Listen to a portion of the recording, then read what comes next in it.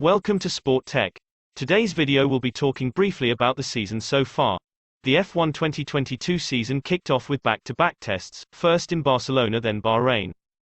Being the dawn of a new era in Formula One, the 2022 season already carried a lot of expectations with a shift in the traditional standings predicted by a lot of enthusiasts. The season kicked off in the Middle East, with Bahrain hosting the first race of the new era of Formula One. After this race in Bahrain, it was evident that Red Bull and Ferrari were the front-running teams as they displayed impressive pace despite having problems with porpoising and reliability issues. The first race ended with a Ferrari 1-2 in the form of Charles Leclerc and Carlos Sainz, joined by a lucky Lewis Hamilton who took third thanks to a double DNF from Red Bull, which saw Max Verstappen and Sergio Perez out of the race. Race 2 headed over to Saudi Arabia, where once again it was a showdown between Red Bull and Ferrari, the two teams displaying early dominance in the new season. In this race, Verstappen took the win, followed closely by the Ferrari duo of Charles Leclerc and Carlos Sainz.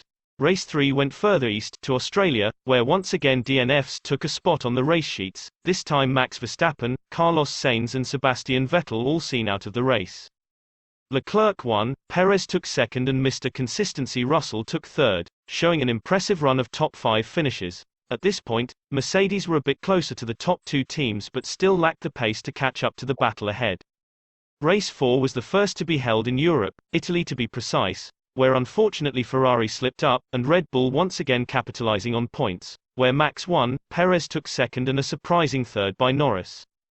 Bad luck struck once again, and Carlos Sainz recorded a DNF. Race 5 had a great atmosphere, one of the best in the season, all courtesy of Miami, where Max Verstappen showed impressive skills and dominance on the grid, giving Red Bull the win, with the Ferrari duo coming in second and third with Leclerc and Carlos Sainz behind Max Verstappen. Race 6 went back to Europe, this time in Spain. The home driver, Carlos Sainz, having quite a decent race, but failing to stand on the podium. Max Verstappen recording his fourth win in 6 races, joined by his teammate Sergio Perez and Russell in third, who marked his second podium finish of the season. Time came for the highly anticipated race in Monaco, where the streets proved to be tricky as always. We saw the home driver, Leclerc, coming in fourth as Sergio Perez once again took a spot on the podium, but this time as the winner. Carlos Sainz took second and Max Verstappen third. For the 8th time out on the track, the teams headed to Azerbaijan, where Ferrari suffered a double DNF, seeing Verstappen, Perez and Russell reunited on the podium as they stood in Spain. Race 9 saw a cross-Atlantic flight, with everyone heading to North America, but this time round it was Canada. Verstappen, once again untouchable, raced all the way to the finish. Carlos Sainz came in second and Lewis Hamilton took third, marking his second podium finish of the season. Again it was back to Europe, this time on the iconic Silverstone circuit. Ferrari made a strong comeback with the Spanish driver Carlos Sainz stamping the Italian outfit's presence on the grid. Perez second and Hamilton third. It looked like a good weekend for Mercedes. The top two championship contenders falling short of their targets, Charles taking 4th and Max 7th. The Silverstone race had 5 drivers recording DNFs, the highest of the season so far. In this race, Alfa Romeo's Zhou was involved in a huge crash at the start of the race. Good thing the safety features, introduced a few seasons back, came in handy. It was through God's will that he was unharmed. The FIA is always working on improving safety standards and measures to ensure that all drivers are safe on the track. Marking the midway point of the season was Austria, Red Bull's backyard. This time Ferrari bouncing back strong, with Charles Leclerc winning, followed closely by the attacking Red Bull of Max Verstappen, who looked like he had an opening as Leclerc was reporting having a problem with his throttle pedal towards the end of the race.